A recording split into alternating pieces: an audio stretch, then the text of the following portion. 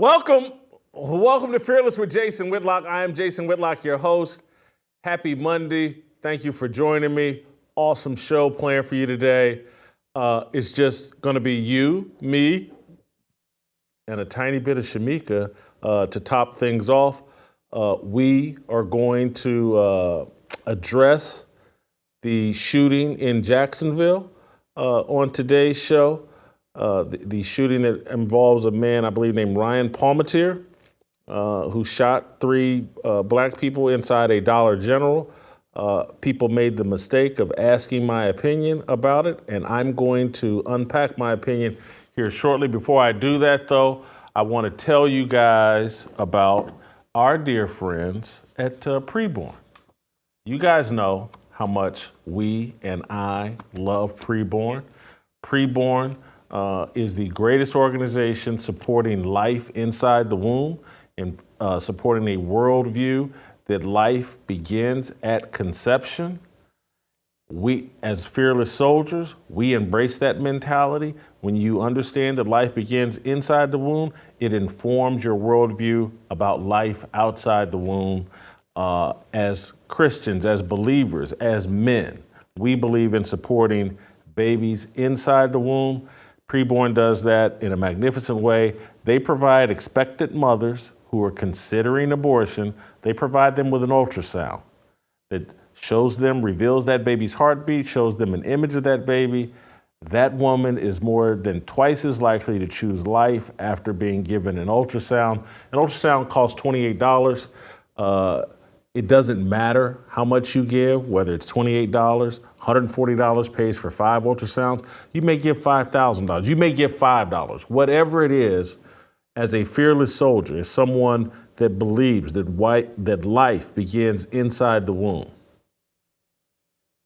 give money to Preborn. These guys come in. Once this woman chooses life, then they really come in and support that woman and get her through the first 2 years of that baby's life outside the womb. This is important, guys. It is part of our mission here at Fearless to save 50,000 babies' lives this year in 2023.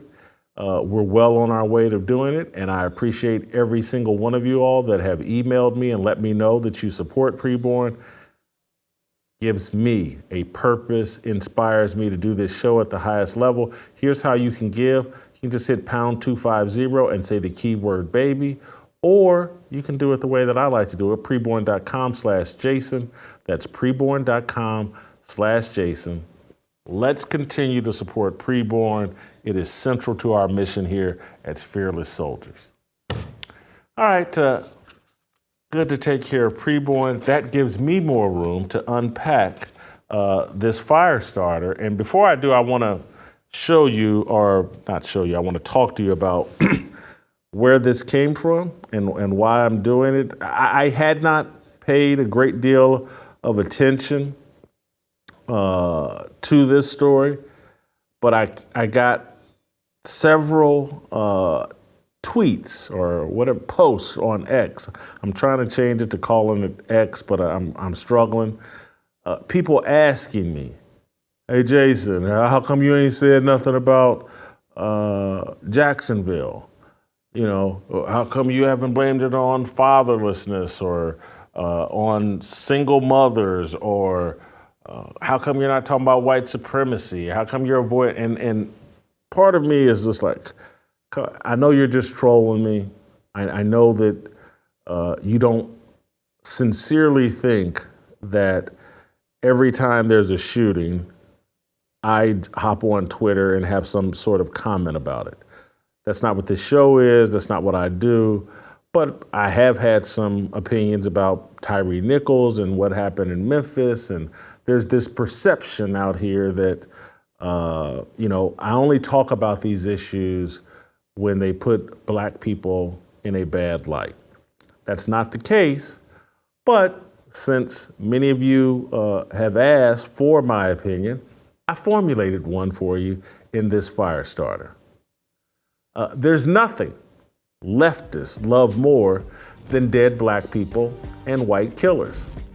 That's why I wouldn't be surprised if President Joe Biden suggested the Dollar General store in Jacksonville be converted into a Planned Parenthood clinic. Biden and his supporters could build a statue commemorating the evil of Ryan Palmatier, the 21-year-old mass murderer who gunned down 3 black people. Make no mistake, Joe Biden loves Ryan Palmatier, a professed racist. Palmatier allows Biden and his surrogates to cast themselves as racial justice warriors, men and women brave enough to confront the scourge of white supremacy. A recent Fox News poll indicated Biden and the Democratic Party are bleeding black voter support. Biden received 91% of the black vote in 2020. According to the Fox poll, he's on schedule to dip to 61% in 2024. Those type numbers will justify the DNC replacing old Joe with Michelle Obama or Gavin Newsom. That's why Biden is quite pleased Palmatier opened fire at Dollar General. The president can now pretend he and the Democrat Party are all that stand between black Americans and a return to 1823. Biden said in a statement, "Even as we continue searching for answers, we must say clearly and forcefully that white supremacy has no place in America.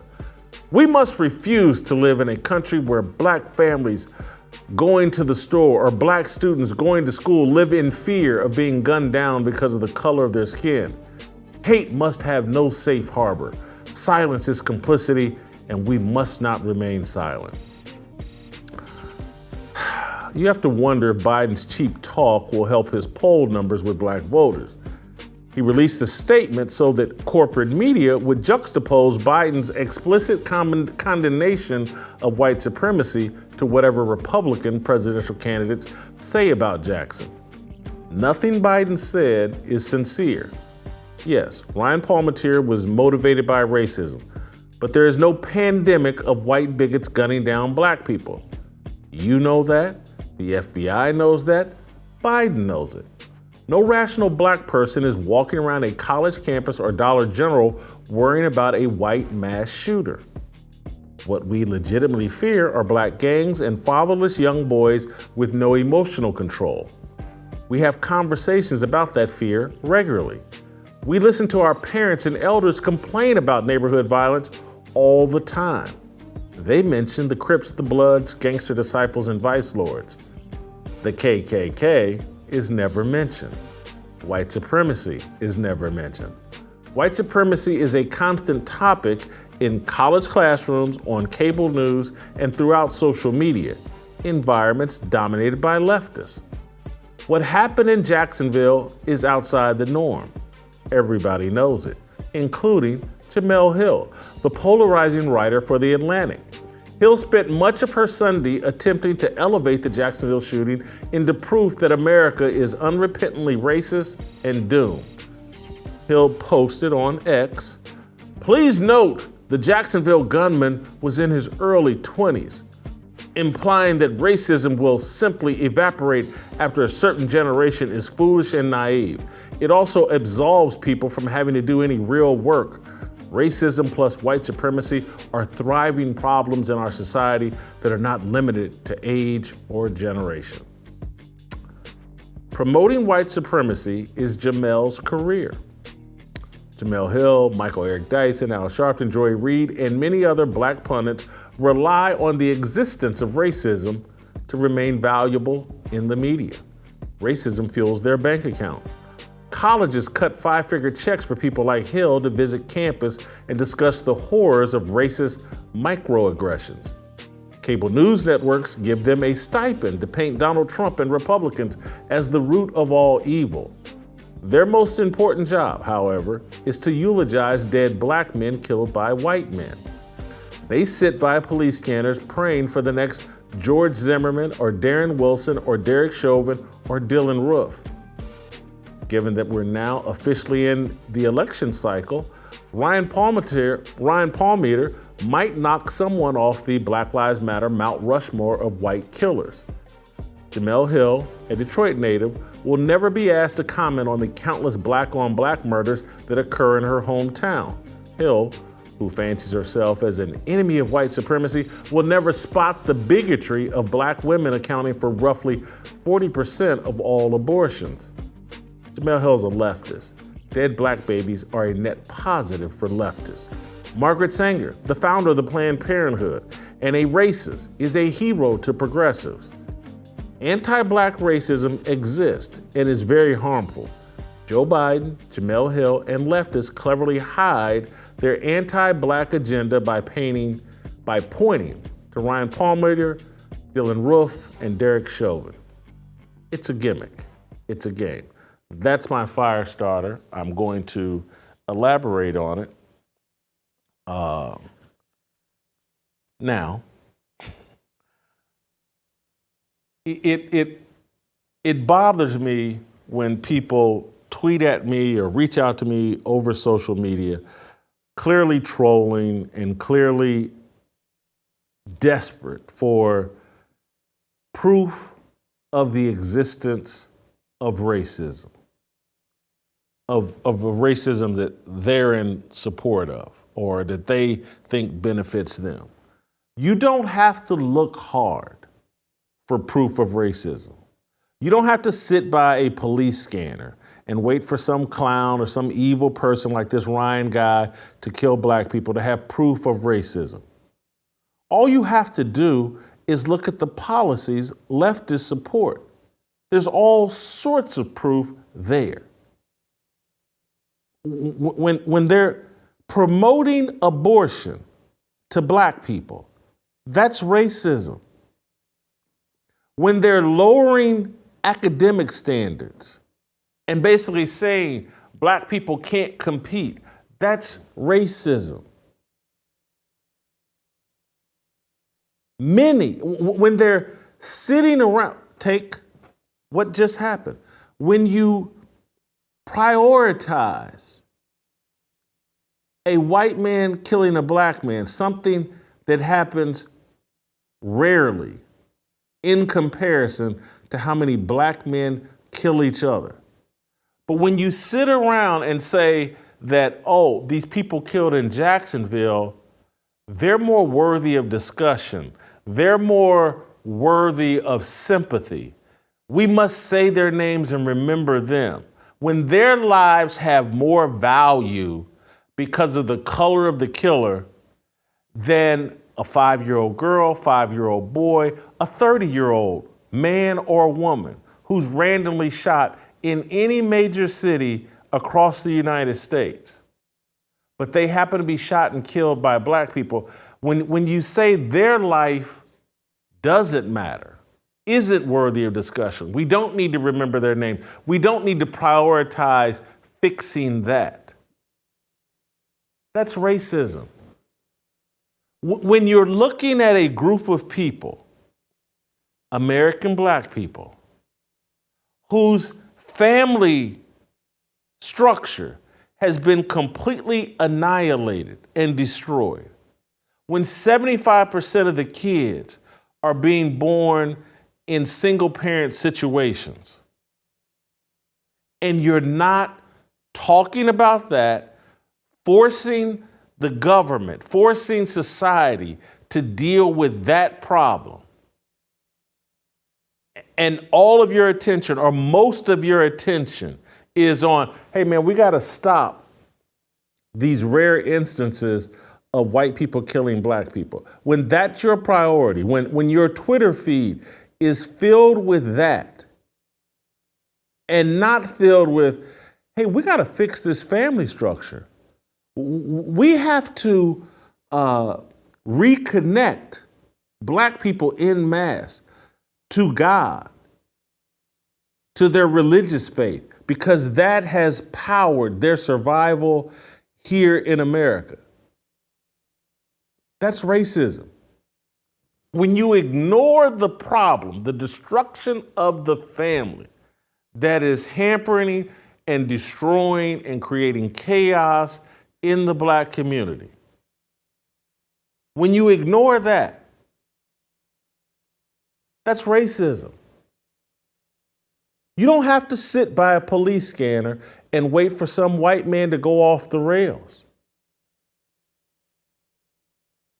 But they don't want you looking at their racism, their anti-black racism. They don't want you looking at that. And then they deny and or justify their anti-white racism.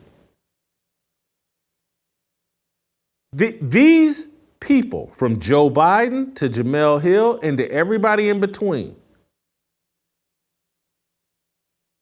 they're racist.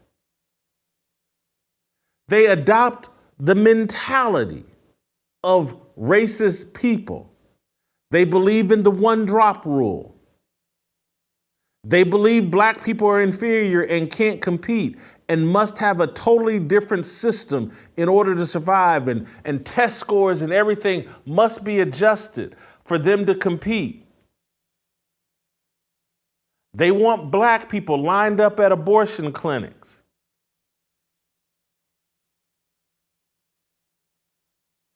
And then on top of that,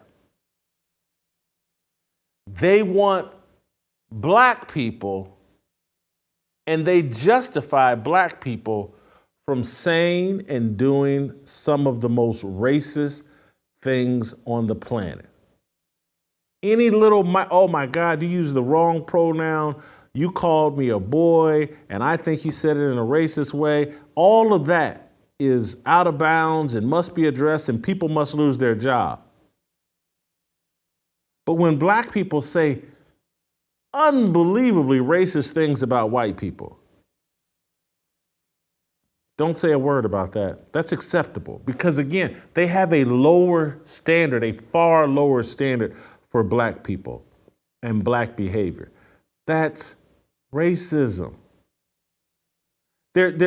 So the people that have tweeted at me and the people that sit around and talk, or Jason's a sellout and Jason doesn't think racism exists. Yes, I do. I don't deny it at all. And I don't deny that there's a particular group of white people who are racist. They just happen to be Democrats and liberals. Many of them are well-intentioned with their racism. In their mind, they're well-intentioned with their race, but they're racist.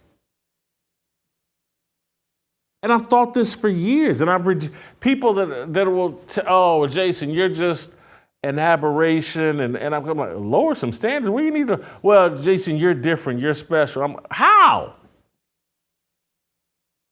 What makes me different and special? Because again, I know exactly where I came from. I know all of my test scores. I know all of my grades. I'm not special. I just happen to have a different set of values and a standard for myself. I'm not some super Negro. I'm not some super person. Again, as I've shared with RFK last week, 900 on the SAT, 2.3 grade point average out of Ball State. I mostly socialized at Ball State and played football. There's nothing special about me. All I did was when I graduated college, I realized I needed to grow up and take life more seriously, and I need to adopt some values that work in America. Show up on time and work harder than your peers. That's what got me ahead. That's what made me successful in America. Wear a condom. And I'm just keeping it real, and I'm sorry, I don't want to irritate. There's a better way, and you shouldn't do what I did in my youth and all of that. You abstinence until marriage, find you a wife, get married, but I'm just keeping it real for what got me through. And again, I've shared with you all that I did impregnate a young woman, a friend of mine, in my 30s, early 30s. and she had an abortion without my knowledge, didn't even know she was pregnant, didn't know about, but so I've made mistakes, but I made one mistake. But it's not that hard to avoid impregnating a woman. There's way too many ways to avoid that. Abstinence, condom, male or female condom, birth control, common sense. There's ways to avoid it. Show up to work on time, work harder than everybody else. You'll make it in America. This whole little gimmick that the left plays, oh, it's just so racist out here. And unless you've got a 1500 SAT or unless white people bend over backwards and lower all the standards for you, you can't make it. Show up to work on time and work harder than everybody else. Be reliable and be respectful and watch how far ahead you get in life. Don't take on responsibilities that you can't handle. Don't knock up your girlfriend who you have no intentions of marrying. Don't have stray babies. Watch how many opportunities that will arise in your lifetime that you'll be able to take advantage of because you don't have some baby mama drama going on. It's just not that hard. But they want to tell you it's that hard and that there's all these little magical, evil white people sitting around wasting all their time trying to stop you from rising.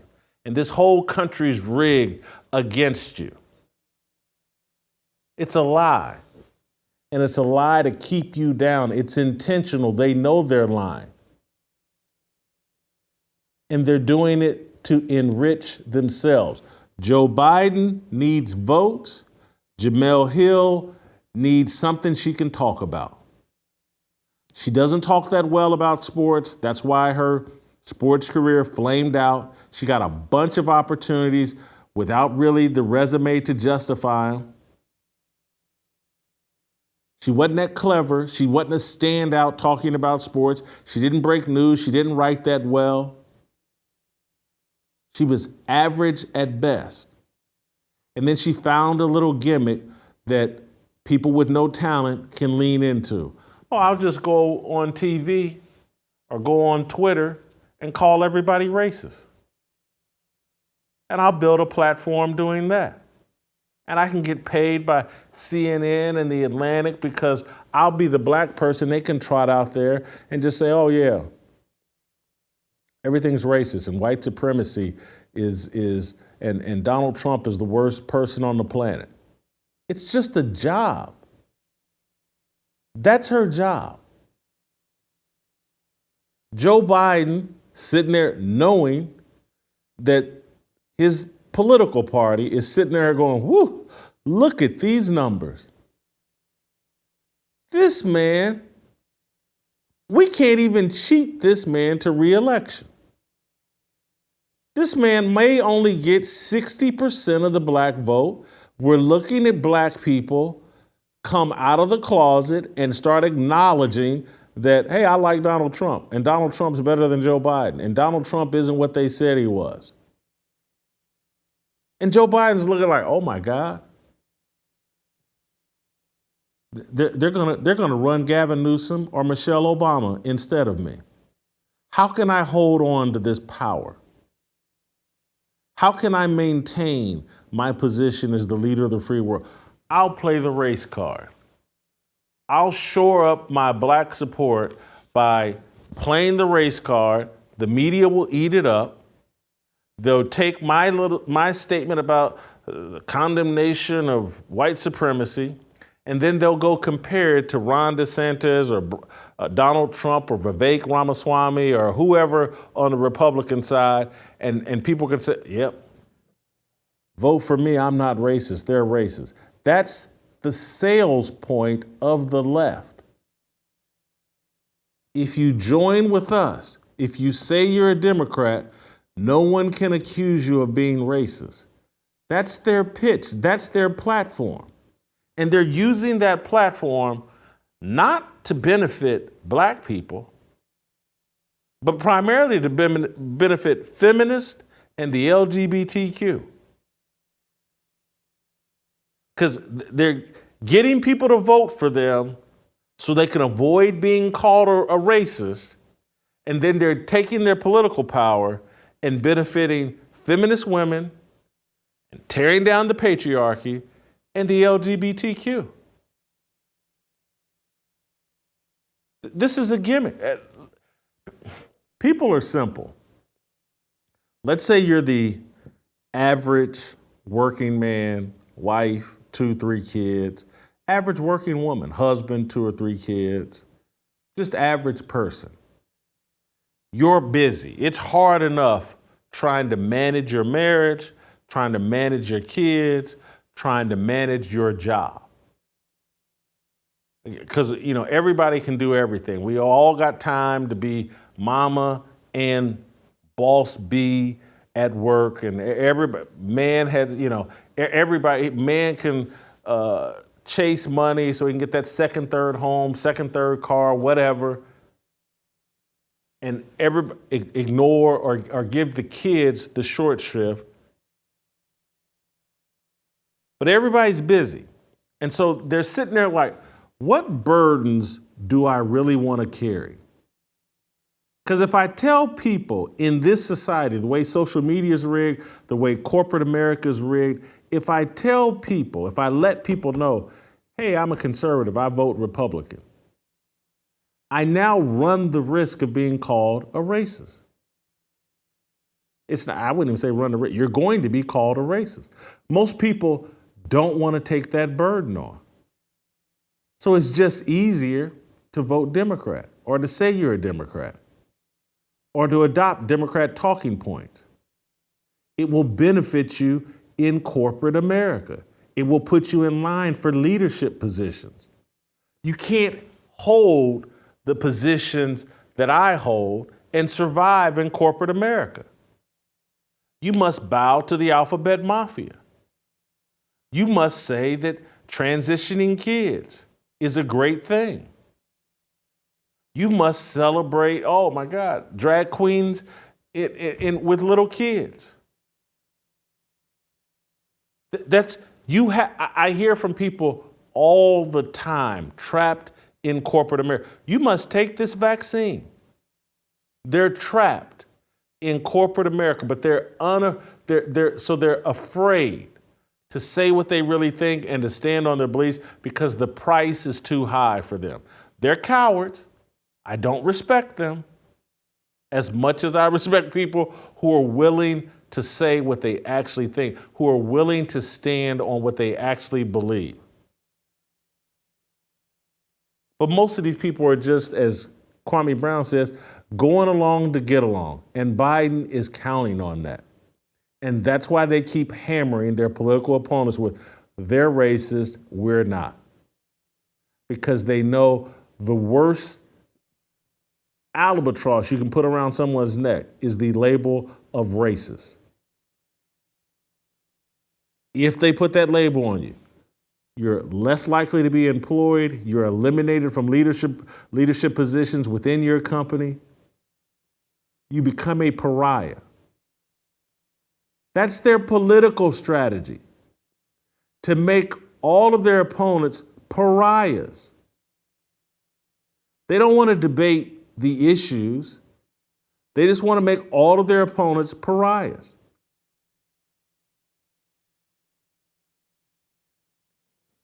Black people are waking up to it. Black people are starting to figure out it's a gimmick and we're being used. And Biden, Jemele Hill, and all these other progressives, they're scared to death. And so they sit around and wait for some deranged, wicked, racially charged white man to do something bad. And then they get to run around and pretend like, see, the whole world is this way, and that's why you must vote for us.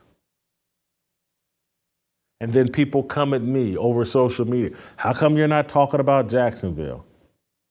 Because it really just doesn't say much about what's going on with black people. It's a very rare occurrence. It just, I'm not saying it's a tragedy, but there'll be probably 2 people murdered in Jacksonville tonight. This tragedy's no bigger than that tragedy. And you're not asking me to comment on who gets murdered in Jacksonville the rest of the week. You're not asking me. There was a man in Georgia, I think in the last 3-4 weeks, black dude, that killed 4 or 5 white people. Not a peep out of the national media. Not a peep out of me about it. Didn't hear about it. Don't. Again, it's not that commonplace. I don't think it's not. But you didn't hear about it from me. No one asked me about that. When Darrell Brooks, remember the guy in Waukesha that ran over all the people at the Christmas parade, killed 6, injured a dozen others or more? That was a black dude that killed a bunch of white people. Joe Biden didn't put out a statement talking about black supremacy. He called it a tragedy. That's about it. This whole little racism thing doesn't flow one direction. It flows both directions. It flows all directions. It's just unfairness.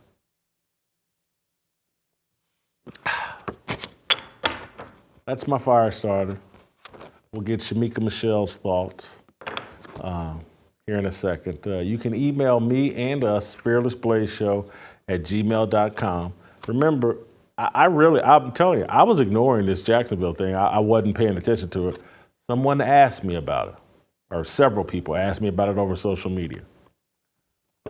That's what got me fired up. I would have left this alone. But then seeing Joe Biden and Jemele and all these other. Anyway, well, Shamika Michelle next. It's my obligation, no hate, discrimination, raising up your hands for freedom.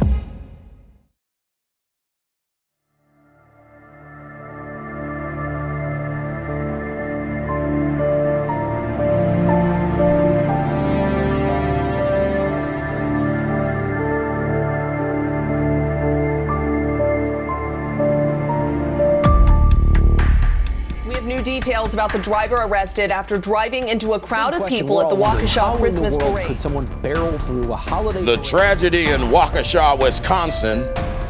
The world thinks it knows what happened, but I'm here to find out the truth. Hi, I'm Wolf Splitter. 1 suspect's in custody, but could the real killer still be at large? Oh, the Florida escape was one mean mother beeper. And I know for a fact that wasn't the first murder he was involved with. I was working at the dealership the day the escape arrived. Those F-150s tortured that boy something terrible. Did some unspeakable things to his exhaust pipe. Escape at first just became withdrawn. So quiet. No radio. No horn. But gradually, the overheating started to build. I never should have bought that SUV. I took it out for a bachelor party, and the darn thing couldn't stay between the lines. It veered off into a tree. I could smell the alcohol on the engine, but the corrupt cops took me into custody instead. Right here in Manitowoc County, Ford Escape was chasing jailbait. Cars half his age in size. He met a little gray Hyundai at a car wash, and one thing led to another, and, well, I think he took her to the prom.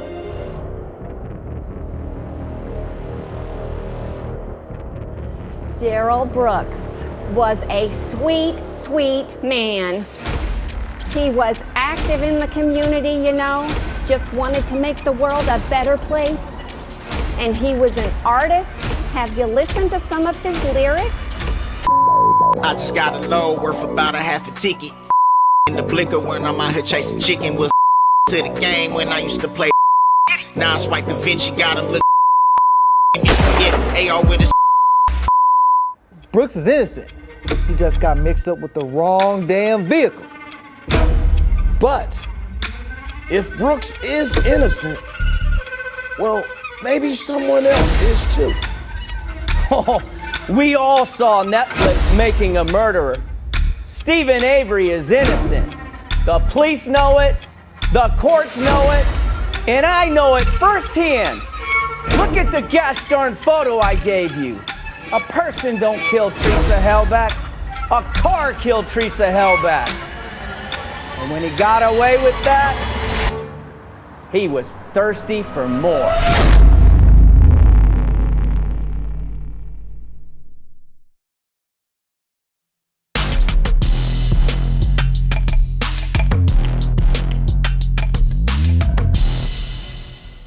All right, welcome back. Time for Shamika Michelle. Shamika, I'm a little fired up about Joe Biden and Jemele Hill and how they're using the tragedy in Jacksonville to, in my view, Joe Biden is trying to shore up his political standing with black voters. Jemele Hill is trying to shore up her job prospects with cable news networks and college campuses. Neither one of them care at all about what happened in Jacksonville. Your thoughts? So first of all, Jason, I want to say my heart goes out to the families who actually lost loved ones because the Democrats killed them to make a point. I am full Alex Jones conspiracy theorist on this. I do not think this is a coincidence. Looking at the poll numbers for Joe Biden, seeing how many people were online praising Trump over the weekend, I do not think this is a coincidence at all. We just had a shooting here at UNC Chapel Hill a few minutes ago.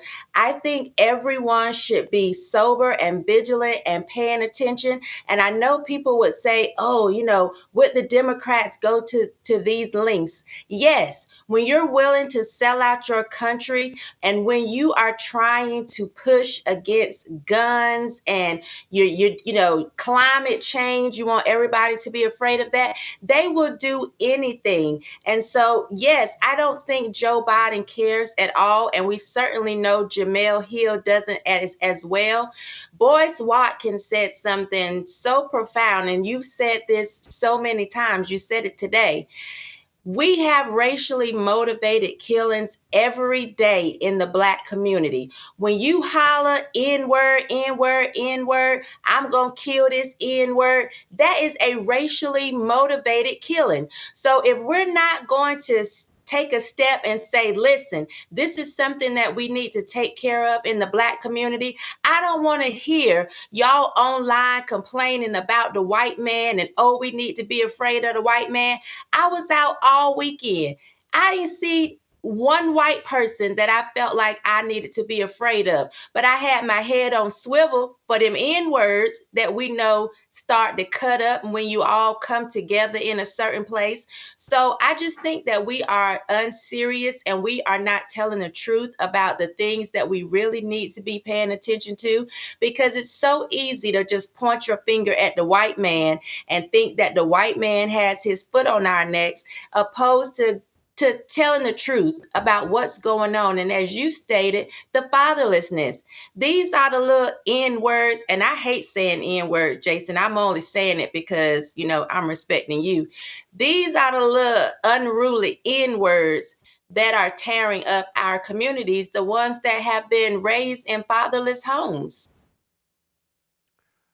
I'm so glad you brought up the hate crime element of this, because I believe that Joe Biden has asked, you know, they're looking for federal hate charges or whatever as it relates to this.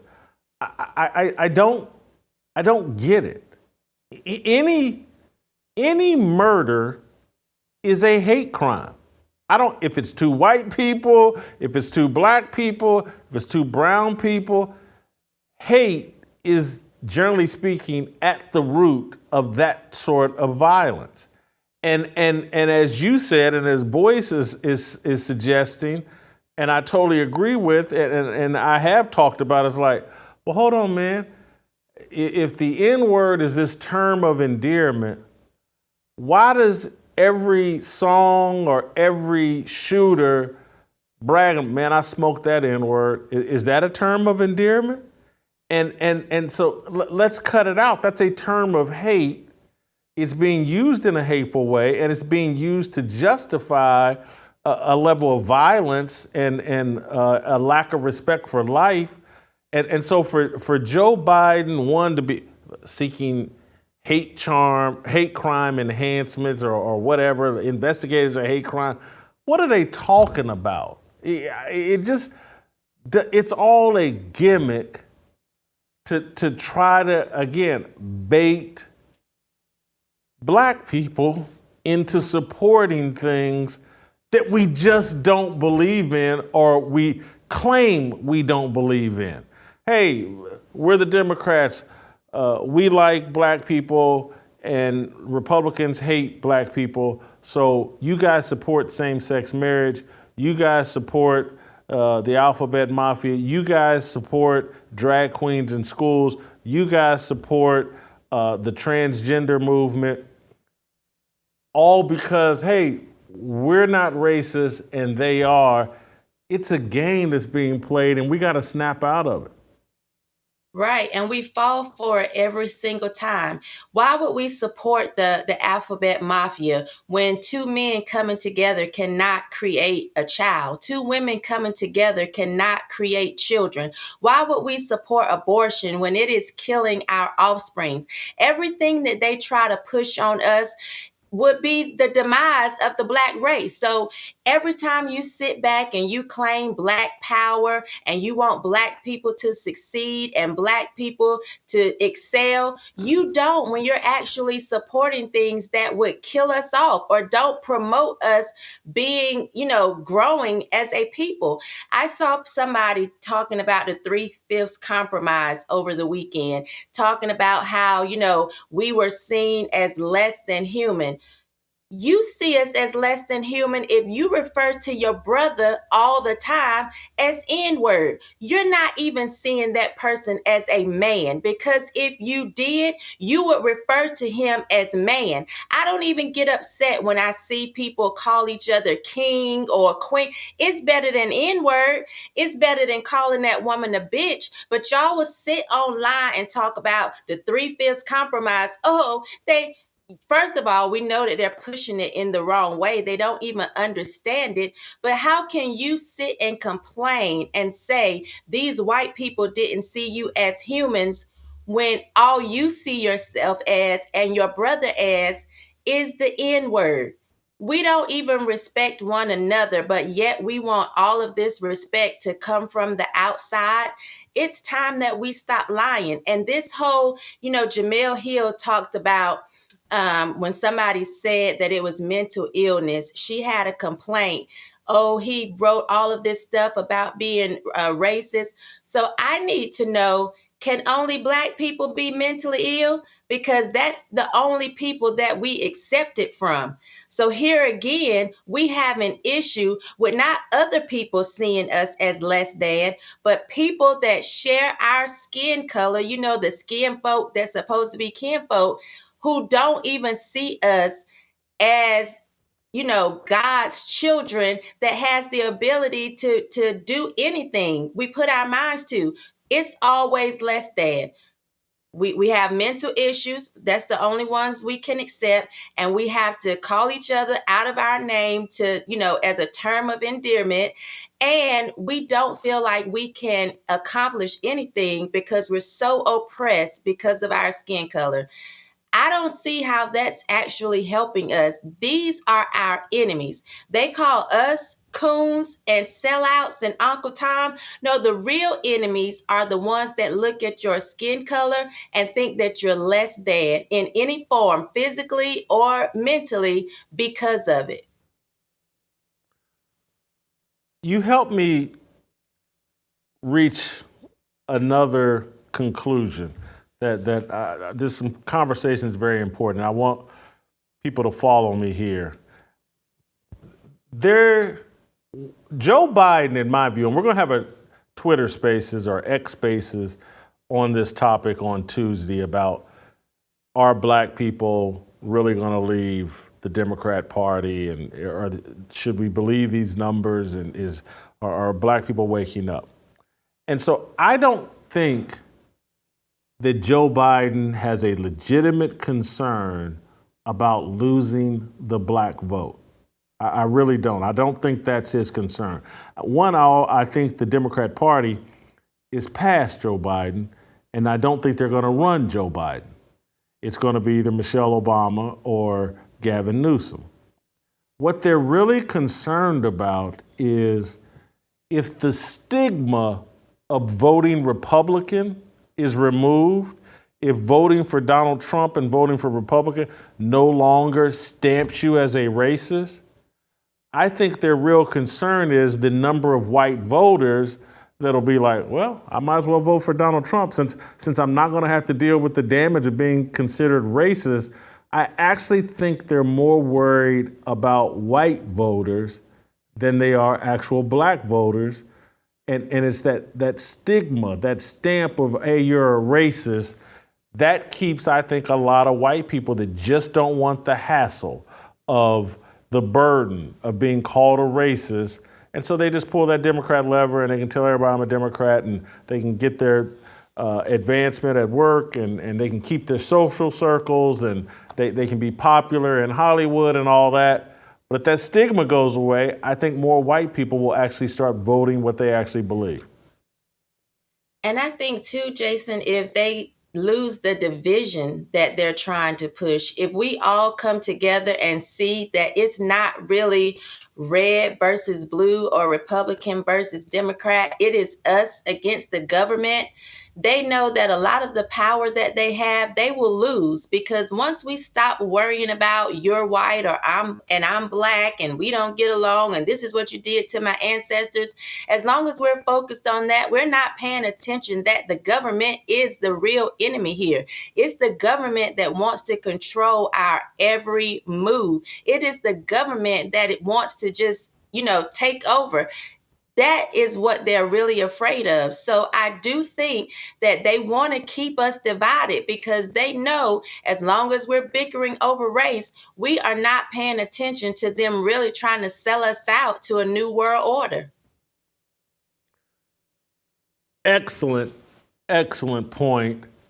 Because, listen, if we weren't bickering about race, and if the working class were like, hey, we saw ourselves as in this together, we would be having a conversation about important things like taxation is theft. And we weren't supposed to be taxed at anywhere near this level. The government, the system wasn't set up for that, for the government to be able to take our earnings and then take that money and spend it however they want it. And so if you remove the racial divide, people we'd be having daily conversations about how much money are we sending to Ukraine? And that's our money, that's our tax dollars that is getting sent over to Ukraine. And it's not even about like, take that money and spend it on us. It's just like, no.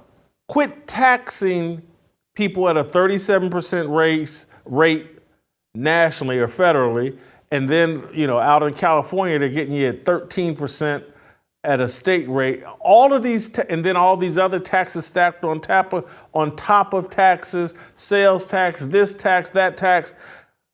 We have no idea of how abusive the government is, because the government has us locked in a battle or a conversation about how abusive we are to each other, and it's just not true. Yeah, it's not true. And once I stopped paying attention to race, because I felt like I was very Black power at one time. Once I stopped focusing on race, it allowed me to see and learn some of the other things that are going on that I was unaware of. And to be able to have these conversations with people of like minds it's been so helpful for me. So now my eye is on the government. My eye is not watching the white man, whether he's going to rent to me or, give me a mortgage. Is it going to be too much? Is there systemic racism? My eyes are not focused on that. I am paying attention to the elites, to the government, to the, World Economic Forum. I'm paying attention to those things and realizing that regardless of skin color, there are a lot of us that have a lot in common. I've had conversations with Asians who say, we don't want communism here. We came here because of the freedom of America. Let's stand together to fight them trying to usher in communism. I don't care that they're Asian and that we don't have the same skin color. I'm fighting with you, whether you're Black, white, brown, whatever. If we're against the government, we're on the same side. If this whole racial debate that's just nonstop, and they pay people like Jemele and Eric Dyson to promote it so undermines people having just a basic understanding of our system and how it's intended to work and how you can take advantage of the system. And so, again, when you hear me and Shamika talking about the government is your enemy, the system was designed so that it was designed with that in mind, to keep the federal government very, very small, and states were supposed to be the most powerful. Governors were supposed to be, you were supposed to think of your governor the way we now think about the president. And whatever state you lived in, the governor had the most power, and your local government had the most power. Instead, and we can't see that the federal government is out of control, won't take, it's a long distance relationship. Some man or woman that lives 2,000 miles away from you is not going to take care of you as well as the person that actually lives within walking distance of you or short driving distance of you. And so when we handed all this power and money over to the federal government, these are people way off in Washington, D.C. They're not in Tennessee. They're not in North Carolina. They're not in California. They have all the power. They're not going to take very good care of you. They're more likely, again, long distance relationship, I guarantee if you look at the statistics, long distance, you're more likely to play and cheat on somebody in a long distance relationship. And that's what we have going on. The federal government is more likely to cheat on you than your state government. And if we empowered our states, people we could actually hold accountable and go see and let them know our opinions and all that, we would have more control. But we've given the federal government all the power. And I see so many people that have no understanding of how this country was designed and how it was supposed to operate and what we should be fighting for. When they hear people say, oh man, they believe in limited government, they must be racist. No, that's not what's driving them. It's they know that the federal government will be abusive because they're far less accountable in some faraway DC land than the people right there in your state who you might see at the grocery store or who you might be able to drive to their office. It's what we don't know and what we don't understand and what we've been blinded to because of this nonstop. I love it when people say, well, we just don't talk enough about race. We need to have more of a discussion. Actually, we need to have less. It's actually the exact opposite. We've been talking about race for 200 some odd years. It's just at this point. Now, I understand why it was important during slavery, during segregation, but at this point, there's a real abuser loose in our community, and we're not talking about him or her, and that's the federal government. Shamika, I'll give you the final say and we'll wrap up.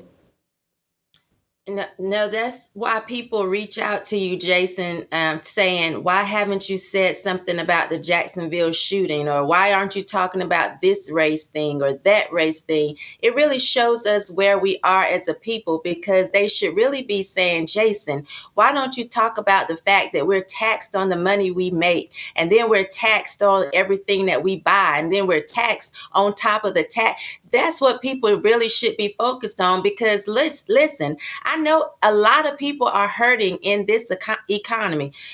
Food is up. I've talked to people that said they can't really purchase meat because the meat is too high. Gas is up. Electricity bills are rising.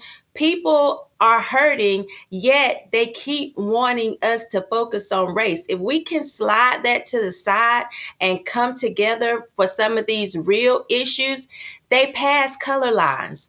And that is how we can be more powerful. It's supposed to be we the people. And if the people could come together, we could actually move the needle and do something. But until then, people are going to be stuck in race, and be just stuck, period. Thank you, Shamika. Great job. We'll play tomorrow. We'll see you tomorrow. Waiting for the countdown, coming off the breakdown, standing in line for freedom. Looking for a breakout, feeling like a standoff, nothing in life like freedom. Came in like a fighter, striking like a ladder, making all these moves for freedom. I want freedom. No negotiation, my sister, no relation. We all just wanna have freedom. Sitting on a corner, never been alone. I'll break my back for freedom. Blessed, we are living, get back. We are receiving, all deceiving. We all wanna be free. We want freedom. I wanna be. I just want